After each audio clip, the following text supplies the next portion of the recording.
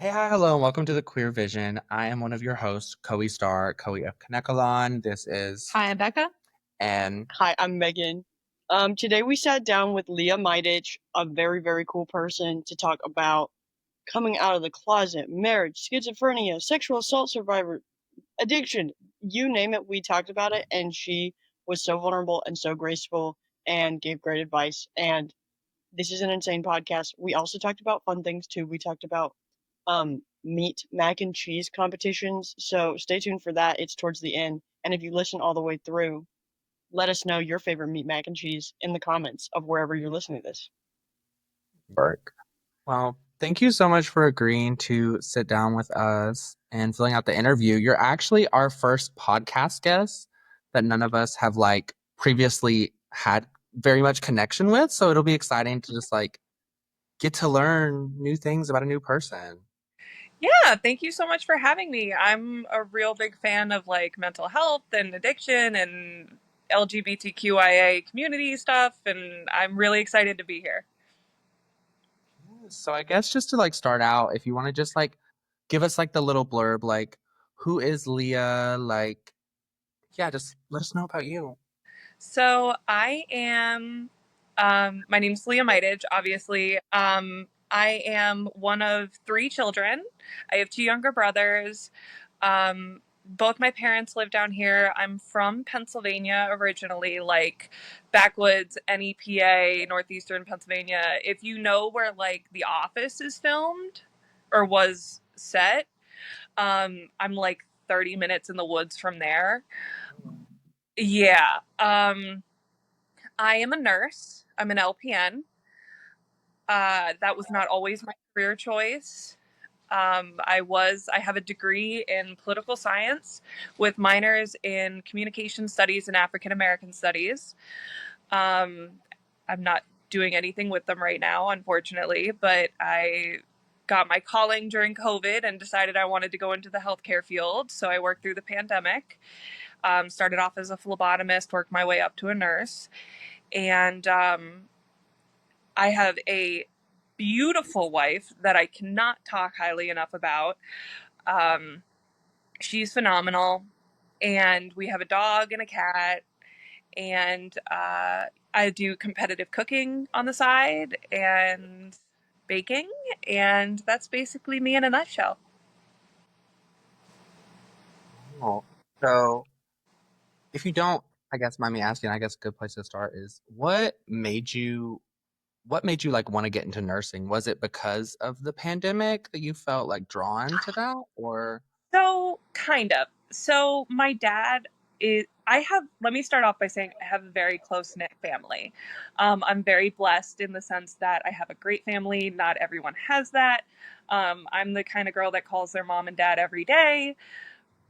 I know that's not the standard, but luckily that's my dynamic. So, my father in 2010 was diagnosed with MS, multiple sclerosis, and we thought he was dying. We thought he had brain cancer. And luckily, he's doing really well now. He also has type 1 diabetes and psoriatic arthritis. So he's got a lot of comorbidities that make it really hard for him to go on certain drugs. So luckily, he's doing good. But when the pandemic hit, um, I became really interested in the fact that I couldn't be around him, in the sense that, I could get him sick. I could get other people sick. It just became something that I became fascinated with. And because of it, I went to school for phlebotomy. I figured, I don't have a job right now because it's pandemic time and I was non essential.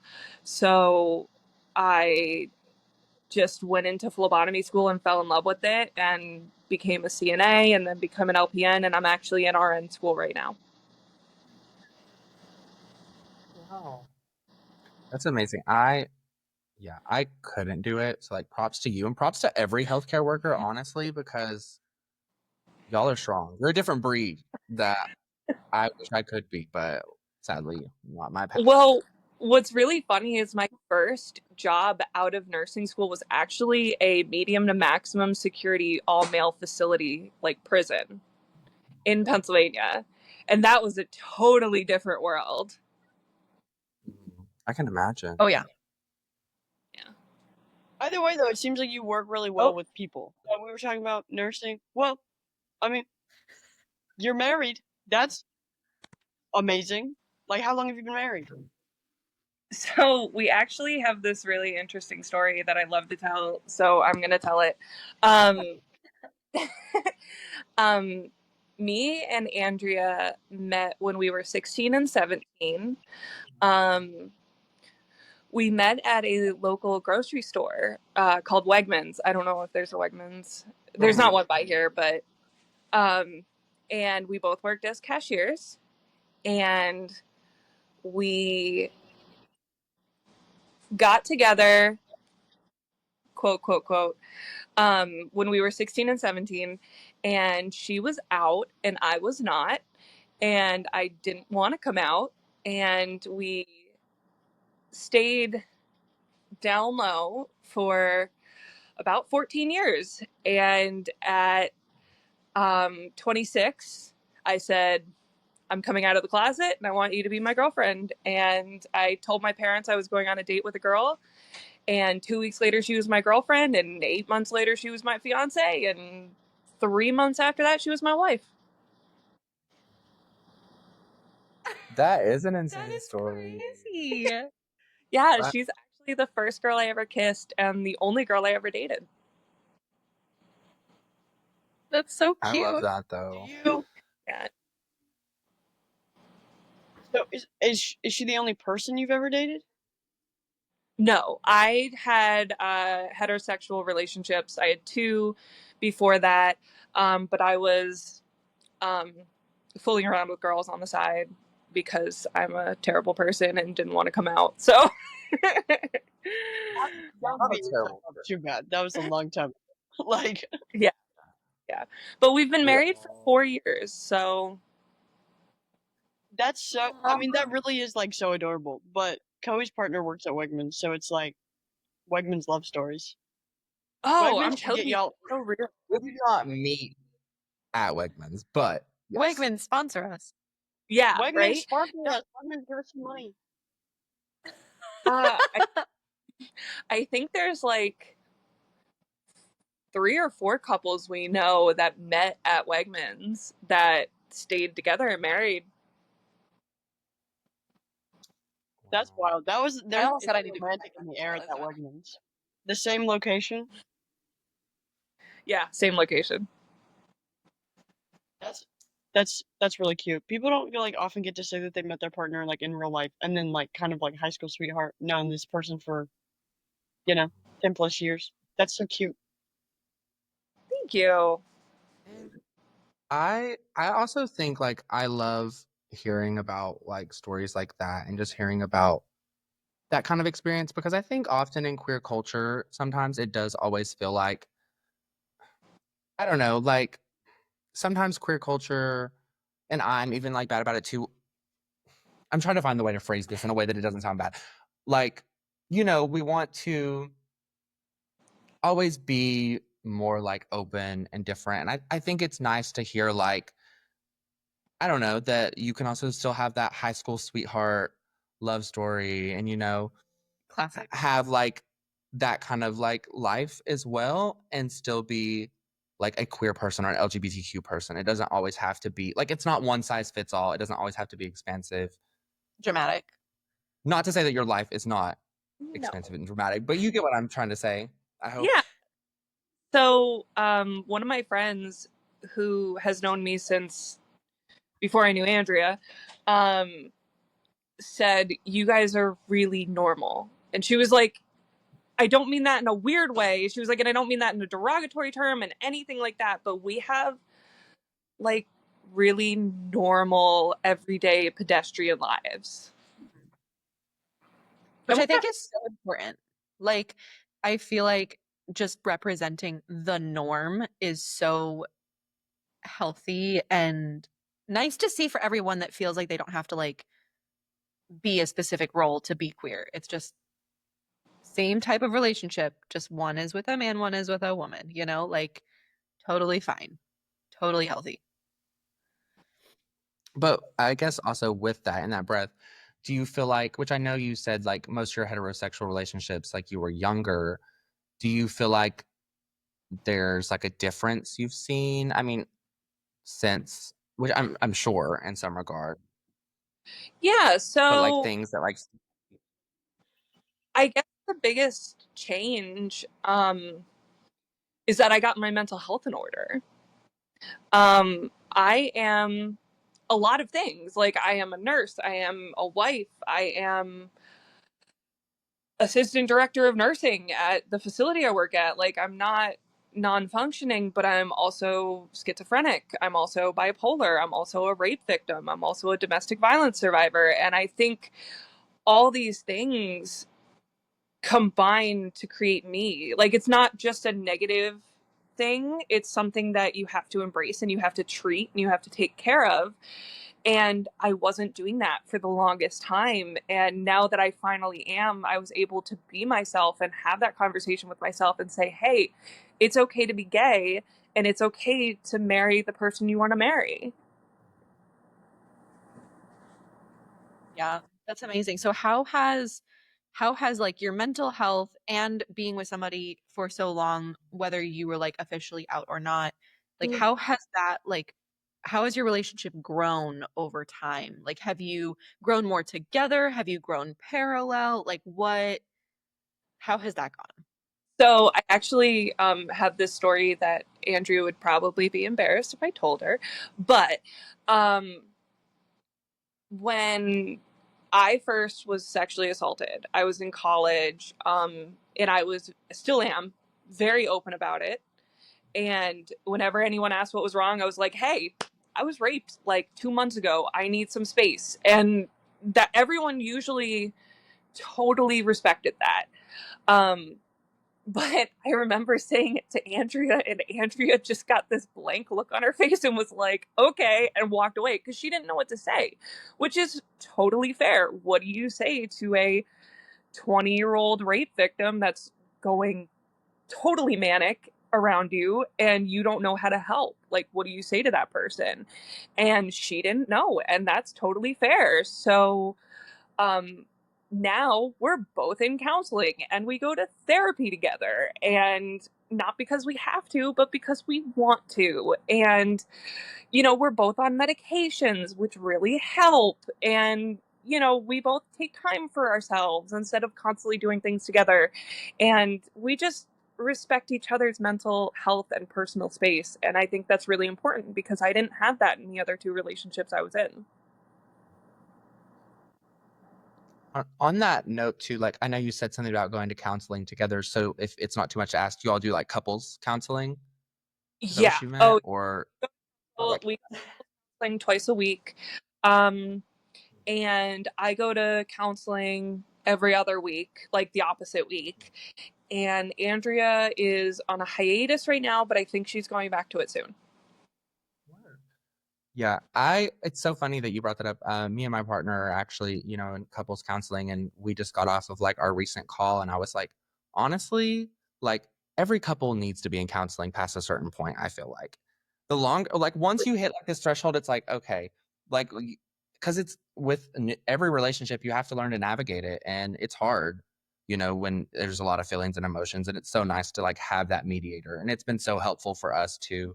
So I don't know. It's funny the way the world works, and it's just like then you bring it up. So, but Well, it's really funny because I actually got the idea from my friend whose husband and her are very Catholic. And I was like, uh-oh. And she was like, no, you need to do couples counseling. And I was like, why do you say that? And she was like, because we went through pre-Cana, and which is basically Catholic couples counseling with a priest instead of a therapist. And she was like, it changed our relationship. She was like, it made everything easier. We communicate better now. Like, it was like having a therapist there. And that's why we decided to go to therapy. And it really helps us. yeah, That's amazing. I love that. Very I important. think I like feel like all of us need therapy. yeah, I think like kind of knocked down the stigma for personal therapy. But I think people are like, oh, if you're in Mhm, couples counseling, there's something going wrong with your relationship, which is just like, mhm. why? I'm in regular therapy. There's nothing wrong with me. I'm just like, it's like maintenance. You gotta do a little maintenance check, you know? Yeah. Make sure that I'm still communicating properly. Just get a second opinion. And I wanted to ask, since you're in healthcare and you're passionate about mental health, what do you find is like the challenge or the stopping point, or do you think that there's like a solution to that stigma, but also just to like people understanding that like mental health is not like all just like pretty counseling or just pretty like I had a bad day, here's counseling. Like there are some like when it comes to mental health and you're helping people, like it is gonna be not pretty because someone is in a mental health crisis. So like how do you navigate talking to people about that and like letting them know like, yeah, you can't just like cut someone off because they're having like a mental health crisis. Like if you want to help them, you have to like do the hard work to help them. Right.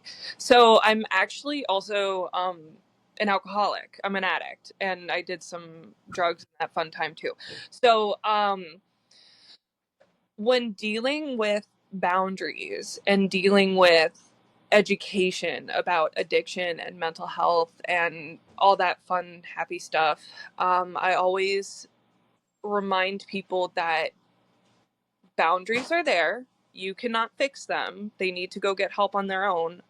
But you can facilitate and you can support and you can be compassionate and respect their boundaries while they're going through mental health. And if you have clear and precise communication, like you say, hey, you drank last night and called me at 4 o'clock in the morning, that's not okay. But also, I come to you and say, I need help with drinking. And you say, okay, let's do A, B, C, and D to support it. Or, hey, I had a really bad night last night. I almost went on a bender. Okay, let's talk about it. And really making sure that you're taking care of yourself while also taking care of the other person.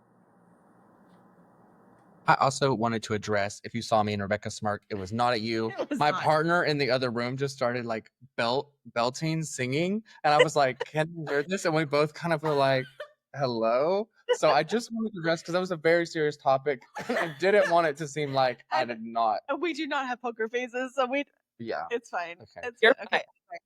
Going back to that though, boundaries. I think that's something that's important to me too, is like I learned a lot recently that boundaries are your behavior, not the other person's behavior. Like it might be predated by their behavior, it's how you're going to react to it though. And I think that's something that like Megan, when you were talking, like hearing you say like you can't just cut people out for having a bad mental health crisis, like yes, as a broad sense that is 1000% true, but like at least in my experience it's like you have to know what battles you can go through with somebody. And so like you can tell somebody, I'm here, I love you and I care about you, but I can't go through this with you because it would tank my mental health, right? But like it's nice to hear like you talk about this, Leah, and be like, yeah, like you can come up with your boundaries of like what's okay for you and what's not. And like it's not telling somebody you don't love them. It's just telling somebody like I can't always fight every single battle with you. Like you have to fight this battle because it's your battle. Yeah, and I actually had a friend say that to me, and I mean a lifelong friend, and she was just like, "Listen, you can't do this." And when I was in the midst of all the bad stuff, and that hurt, but it was okay. Like I have nothing but love for this woman because she had the balls to stand up to me and say, "Hey, you can't do this, and I can't be a part of this anymore." And that's totally fine, totally okay. And it doesn't mean you love the person any less. It just means that you're taking care of yourself. But at the same time, if you say you're there for someone, be there for someone. Don't drop them Right. for no reason. Yeah. Right. It's all about like that communication piece, and being able to be like, oh, this is what I can handle. Or like, finding those boundaries as we go, be like, hey, like it's just having the conversation and communicating. Like, hey, I really want to be here for you, but XYZ is too much. Or like maybe we just need to have like more like set times or something like that. Yeah. And I think that's the thing is like people for whatever reason, feel, I guess, guilt and let their ego get in the way. Is what I would assume, and then they don't want to admit like, hey, I'm not, I can't hold this for you because that hurts worse. And it is such a complex issue, but it comes down to communication, I would say. I feel like everything does. Yeah, that's so true. Everything comes down if you talk to people, everybody's a lot more understanding if you just use clear and concise communication. But that's so hard, and I think it's so interesting that like you took a while to come out, like because that's like a huge communication piece that you just removed from the equation. And I remember being closeted, and I personally couldn't stand the weight. Like I had like southern homophobic parents, and I was like, I don't even care. This is too heavy. I can't carry this. So like hearing like your other mental health struggles along with that, do you feel like being closeted was like a big piece to your mental health, or do you feel like it was something that you were just pushing to the side because you were like, I have other shit to deal with right now?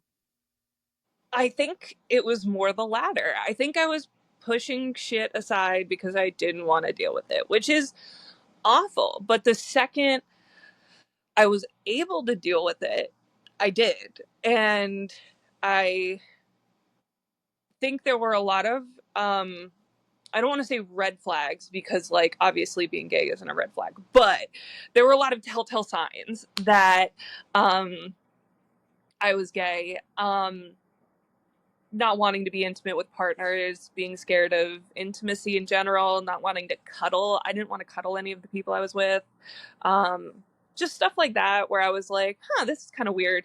But it was to the point where when I came out, my one brother said, yeah, I kind of figured. I knew that. And I was like, oh, okay. So I was the last one to kind of pass that finish line to really figure it out. I feel like that happens more often than it doesn't. I know. It's those rainbow flags that we give off. Mm-hmm.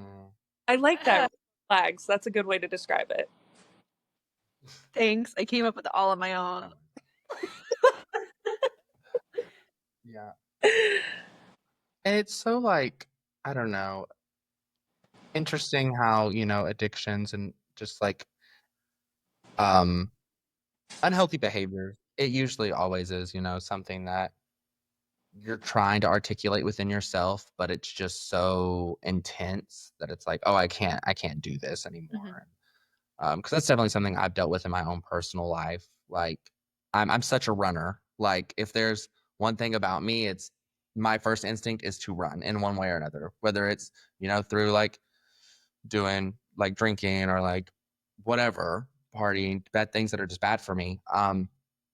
Definitely my tendency is like, oh, I got to get out of here. I got to mentally, physically go. And it definitely, yeah, it's a tough battle for sure. So props to you for like Oh, So getting through. yeah, you said your passion is mental health, like, and you have like obviously like the most interesting story of all time that we could talk about like a million different topics from your story. What do you want to talk about? Like, what if you had something to say to the people, some advice to the people, whether it's about mental health, addiction, whether it's about being gay, whatever it is about, like, what would be your advice, or what is it like that you most want to say? I think if I could talk about anything, it would be the fact that I was told forever that I couldn't do stuff. Like, I was told in high school because I was rebelling, because I was mentally ill, but no one knew that. So they were like, what do we do with her? Like, I was told in high school by my guidance counselor to go to beauty school or a technical trade because I wasn't smart enough to get into college. Graduated college with honors from an honors college. Wrote a 37 page or a 64-page paper on water regulation. Like, I was not smart enough to go to college. And then I was told as soon as I got raped that I could never have a normal relationship and that I could never maintain a friendship, and then as soon as I was domestically assaulted, I was told that I would never have a normal relationship again because once those things happen, they keep happening. And then when I got out of my political science field and I became a nurse, I was told that I wouldn't be able to do it because I couldn't do statistics. And when I was diagnosed with my mental health disorders, I was told that I couldn't function in reality. They told me to go on disability, and now I'm the freaking assistant director of nursing at a facility. Like, don't tell me I need to be on disability because of my mental illnesses and that I can't do something, because I certainly will. And there are people every day, everywhere, proving people wrong. And that's what I would love to spread the message of. So you said that you have schizophrenia. How Mhm. does that affect your life? um, the reason I'm laughing is because I actually have a stuck hallucination. So I see a mouse. I call it a mouse. I don't know. It's like a little black figure that like runs around the room wherever I am somewhere. And at this point I basically block it out because it's so normal for me. But I mean, when people hear that, they immediately assume that I'm constantly like going nuts and like losing my mind, and it's like that's just normal for me. I also have the paranoia part of schizophrenia. So when I was not medicated, I was convinced that the cops were coming to get me. I was convinced that there was shit in the water, like all the crazy stuff that you hear people say, and you're like, why would someone believe that? But it's like, I did. So, um, I guess on an everyday life, it doesn't really bother me to the extent that like people think it would. But I do sometimes get paranoid in the sense that I get really bad social paranoia. So if two people are talking and I had just had a conversation with one of the people, I am convinced that they're talking about the conversation that we just had. Totally unreliable, no reason to think that, no glancing looks, no nothing like that, but just in my mind, that's what's happening. So it makes working in an office setting really hard because sometimes people are talking about what you just said, so it kind of feeds into the paranoia. But other than that, I mean, it's really more about catching myself and constantly being self-aware than it is like seeing someone in a corner that isn't really there. And um, something that really ties into like what like this answer and also like just what you were saying about the limiting beliefs from other people is I had someone once tell me it was a I went and spoke with a youth group in Wilmington, a LGBTQ youth group, and one of the kids had said that their psychiatrist or therapist, one of the two, had said like the diagnoses are like roadmaps. And so that it's more like a set of directions or like a set of like I'm pretty sure that's what it was, like roadmaps. So essentially like instead of looking at it like, oh, this is like exactly my destination or this is exactly like where I'm stuck at, it's more like here's like an outline of like these things that may challenge you, that may hit you so that you can continue to go on that journey instead of just being stuck in one point and you're looking around, you don't have directions, you're like, where do I go? It's more like, There might be roadblocks. yeah, there's like roadblocks and it's letting you know, hey, you might run into this if you go this way. And I don't know, I just found that so powerful because I think a lot of times with like mental health and other issues like that, people definitely look at it like the opposite almost, like you get this diagnosis and now you're just dropped in the middle of a field and you can't go anywhere. And I think looking at it more of like, okay, yeah, it's just showing me like that these are some things that I may run into and like these are things that may come to me easier and happen to me more likely than like other people. But it doesn't mean that I'm not capable of doing the same things as like the next person. Yeah, and it was nice to hear like whenever you said your specific thing of like seeing two people where you've just talked to one person and like they are now you feel like they're talking about you kind of thing. Like I know that that's the paranoia from schizophrenia, but like also like I've experienced that with anxiety, right? Like so it's kind of cool to see the overlap and like my immediate thought when you said that was like, oh, how would my therapist react if I said this to her? And like her thing would be like, okay, how are you reframing it in your mind? Like, okay, what if they are talking about me? Like, what does it mean? How do I feel about that? Like, what's the worst case scenario? Like, what's the best case scenario? Like, if it's really bothering me, what do I say? And so like when that does happen, you said that it was like evaluating yourself. Is that the type of process you go through, or is it more so like checking yourself to see if you need to like step away from the situation? Like, what is your reaction? So this is a really crazy answer, so just bear with me. But when Cheddar, the little mouse, I named him Cheddar, comes out a little more frequently, I know that I'm a little more likely to be paranoid or to react like not great to situations. I don't know how to explain that other than not great. But so during those times or during those days, I bake or I cook something really that I like or I take a few minutes and smell some lavender essential oils or just anything to kind of ground myself and bring myself back down. When it's happening in the moment, the first thing I do is, what's the worst that could happen? Okay, they're talking smack. What is that going to do? Is it going to get me fired? No. Is it going to get me to lose a friend? Probably not. If it does, do I care? Probably not. Because they didn't weren't my real friends to begin with. You know what I mean? Like just going through how it could affect me and really whether or not that's the end of the world. Because at the end of the day, I mean, it's really not for me. I love your advice is so strong and like so rooted in therapy that I'm like, I need to take all of this advice in right now.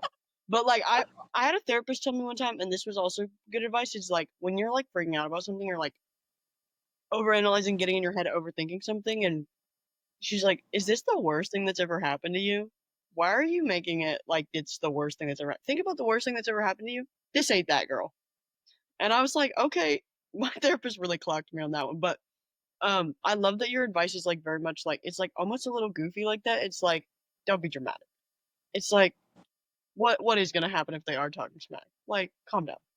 And I kind of like love that because sometimes I think we just have to like take that part of our brain that is like overreacting about something and just picture it as like that obnoxious little like man on our shoulder and just be like, shut up, or like name the black figure Cheddar. Like I think that's so like genius. Like that's like really that's like such a great way to like frame. I think and that's like a mental frame. And you smile a lot, so it seems like maybe you're just like a really positive person who just like your mental headspace and your framing of things. If you can put a spin of like positivity on it, it like helps. Do you find that is to be true? Would people describe you as a positive person? Yeah, I'm definitely positive. I work with residents with dementia and Alzheimer's. So every day I'm like, hey, Miss So and so, what's going on? And they're like, who are you? And I'm like, ah. So I'm just bopping around and being bubbly and, hanging out. It also seems like you have a really good like grasp on like acceptance for like just things like acceptance and like in the way that that leads to like happiness. Because I feel like just like you talking about your story, I feel like I hear a lot of acceptance in you. Like it seems like you went through that process of like, trying to fight it and you now are able to be like, you know what? Like these are things that make me who I am at the end of the day. And yeah, they sucked and they weren't always great, but like it doesn't mean I have to hold on to it and feel that feeling forever. Um, which Yeah, could you I correct me if I'm learned wrong. that I learned early on after I was raped, because I don't call it sexual assault, I call it rape because it was rape.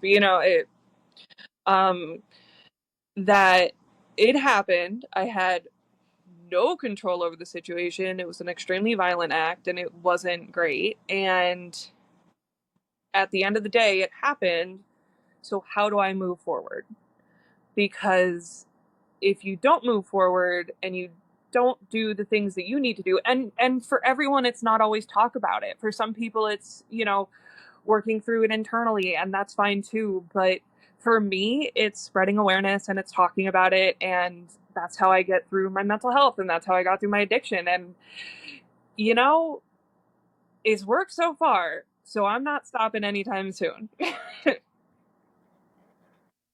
And this is kind of off topic, but on topic. But okay, that didn't make sense. It's kind of off topic, but I don't know. Anyway, uh, how do you feel like, because like speaking about like therapy and other stuff as well, like how we all were like, yeah, we think everybody needs therapy. I almost feel like everybody should once in their life step in an addiction recovery room, because I feel like even if it's like because I can't remember what it's called, like Al-Anon, because isn't that the one where like everybody can go? I think. Yeah. Yeah. Hey, Um, or AA. yeah, like I just feel like there's so much wisdom to be learned there. Like I won't talk about my own process so much, but I definitely have had like issues with like sex and whatnot and like sex addiction, which has been definitely something that I've had to work through my own life. And just being in those rooms in general, it helps you like just shed a layer of skin and vulnerability about the things that you've been through and gone through. And I think, do you feel like that is something that's like played into that, like acceptance and authenticity? Do you feel like that's something that like those rooms kind of helped with for you? So I actually have a really weird addiction story. I or pathway. I went to what I call parent rehab, which is I came home from a weekend of binge drinking after calling my parents and telling them I was gay at 4 o'clock in the morning, and then hanging up and just completely bawling my eyes out for about 6 hours until I was no longer drunk anymore. Um, and I came home and my dad met me in the driveway and said, "Get inside, you're not leaving for 2 weeks." And I was like, okay, that's fair. Because me and my family, again, you got to remember, we have a good system. If my parents say it's time to stop, I respect that enough to stop. Granted, that's not how it works for everyone, but in our family dynamic, that is. So, um, went inside, had seizures from the alcohol withdrawal, and went to the hospital. Came back and got sober and DT'd and did the whole thing in my parents' house, in my childhood bedroom. And it was insane. I don't wish it on anyone at all, ever.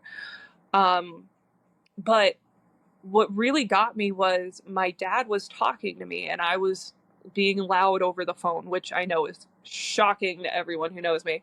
Um, but one of the guys he was with overheard me talking about addiction, and he was like, "I'm in AA. I'm going to get you hooked up with a girl that's in AA too." Turned out to be my neighbor, who never would have guessed in a million years that she was in AA. She was phenomenal. I used to babysit her kids, and she was then giving me advice. And unfortunately, when I got sober, it was in the middle of COVID, and I didn't think that Zoom AA was right for me, so I never went. But I have been in a lot of therapy, like a ton of therapy, and we've talked about addiction for hours, and it really does humble you and kind of take a little bit of control away from you, which I feel like everyone needs. Whether it's a higher power or karma or whatever you subscribe to, you got to understand that you're not in control of everything, and that's okay. Yeah, I guess, sorry, that was like bold of me to also just assume that you had been in meetings. I should And have asked that. But yeah, it definitely does seem like you went through the same practices though and found community and whatnot. And I think that's really what it is. And also, like, the groups aren't always the right way for everyone either. 'Cause it definitely like helped me in my experience, but like was somewhere that I ultimately was like, oh, this isn't like helping my path anymore. Um, But it's still building that community, But which yeah. I think is important going through anything. Like I Yeah. haven't gone through addiction, but at the same time, like there is something to the fact of like the things that I have been through going around people who have also been through similar things, worse things, like anything like that. Like it helps you kind of see the path that right now you're so like everything is right here and you just can't like you can't get past it. That like you're seeing that light at the end of the tunnel that somebody else has created and you're like I can walk a similar path to that, or like I can start that way and then like I might veer off of it for like finding my way or whatever, like that roadblock thing that you were talking about. But like I think honestly like every single conversation we've had has come back to the only answer to everything is community and conversation, communication. But community is the way to do that. I think that that like model is like important for everything, whether you like meet your neighbor who is in AA or whether you go to like an actual group meeting or whether it's like addiction or whether it's something else. Like unfortunately a lot of these meeting places are at churches, so if you're not comfortable with churches, like that is typically where they are. But they also have like grief share groups at church, and then you have like book clubs or like yoga places. There's just like a million different places where people come together who all at least have a common interest, if not a common trauma. And I think that's like usually the most beautiful thing. And they usually couple the times that they meet, like when they meet individually, with some sort of hobby. And like you talked about like cooking. I love to cook. That's like my personal thing that I do. Like I cook full time, but that was also like my hobby that I used for like my mental health. I also do music. But I think like it's so important to A, have community, and then B, when you're with your community, do something fun together. Do like some sort of like hands-on task that's like fun together. And like I just wanted to like ask, so you said you did competitive cooking. That was one of the first things you said.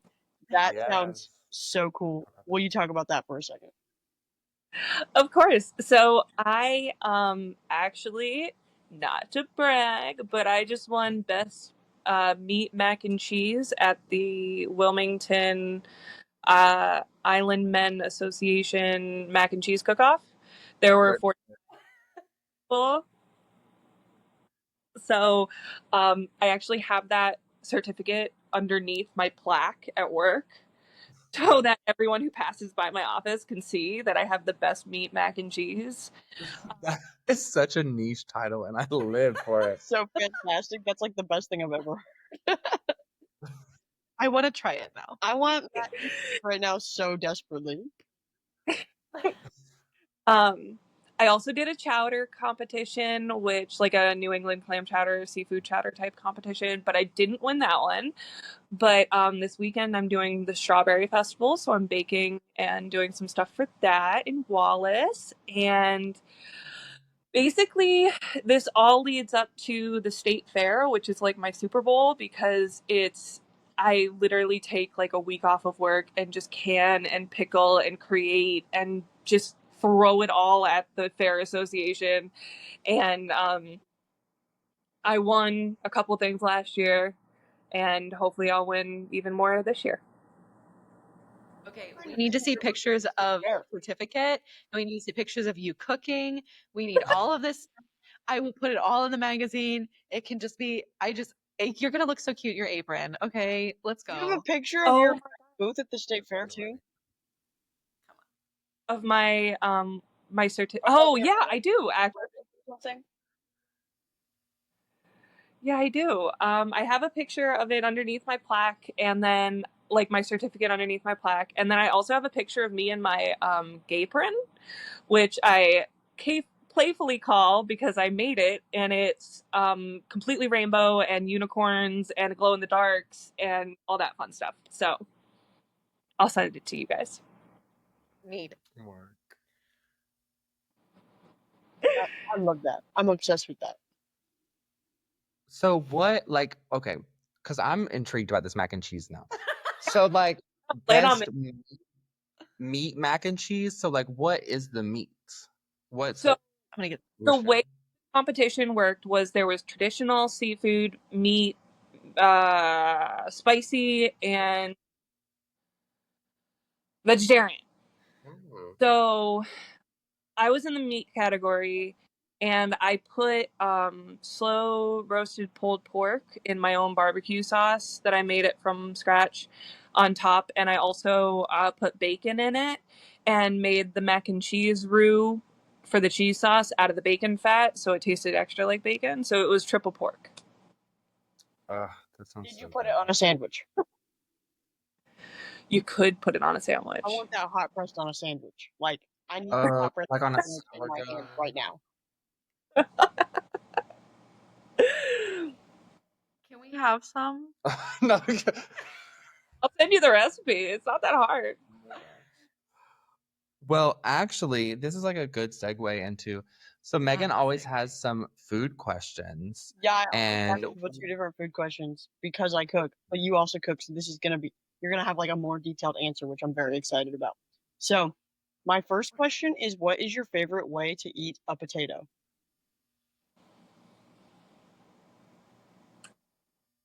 I like a potato au gratin with a little bit of cheese sauce on top, like some chives, sour cream, and bacon, and just spoon that stuff into my mouth.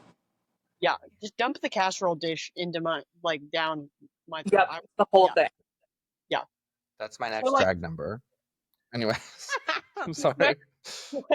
wait, where are you from I'm from. What do you mean now or originally? originally? You said Pennsylvania, Northeast. right? Yeah, yeah. Like 30. You said 30 minutes outside of Scranton. Are they like? What is their food scene? So there is this thing. If you ever get the chance to go to backwoods northeastern PA in the summer, it's very specific. But if you go, you have to go to this thing called a church picnic or a church bazaar because there are 90-year-old Polish women in the back hand making pierogies and potato pancakes and halushki and halupki, which is pigs in a blanket, but not really because it's not the weenies and the hot dogs in the crescent rolls. It's cabbage filled with beef and rice and dumped in tomato sauce, and it is just the greatest thing ever, and there's nothing like it down here. Unfortunately, the South has amazing Southern cooking, and you can't hold a candle to it, or you can't hold a candle to anything up north. Like it's legit, but like that Polish food though is next level. So queer line a road trip. Yeah, I love Yeah. I love pierogies like desperately. I think like dumpling genred items, empanadas, pierogies, dumplings are like one of the like wrap it up in bread and feed it to me. You know what I mean? But that brings me to my second question, which is what is your favorite meal or like your favorite like full dish? But I got thrown off by like where you're from because I don't know anything about Pennsylvania food and like barbecue mac and cheese just sounds so southern to me. It is Southern. Yeah, it was definitely down south. Potato au gratin, like loving like a hot dish that just seems very like southern or midwestern. So like PA kind of threw me off there, but you like what you like. Yeah. My favorite meal is my Polish food. My dad makes kielbasa from scratch, which he learned from his father and his father before him, and will teach to my brothers. And I make halushki and potato pancakes and halupki, and I make the whole nine. I actually did it this year for New Year's Day and had all my friends come over, and we all ate Polish food together, which was really nice. I made homemade pierogies and everything, and that's my favorite, but I have to be lame here. My favorite meal is anytime I get to eat it with my wife. Oh, That's not well, lame. It's a little like romantically disgusting. We're all throwing up. The whole crowd is throwing up, but we love